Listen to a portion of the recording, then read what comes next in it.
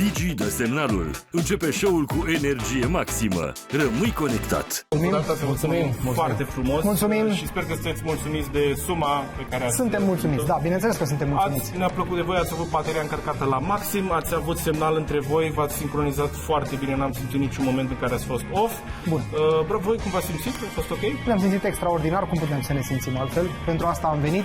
Am venit în primul rând să ne simțim bine și să transmitem lucrul ăsta publicului. Ați avut o frecvență foarte bună, ca să zic așa, adică v-ați conectat cu publicul și s-a simțit treaba asta. Ne-ați ajutat și voi.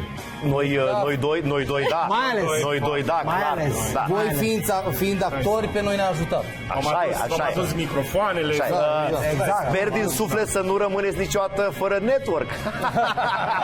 Că, da.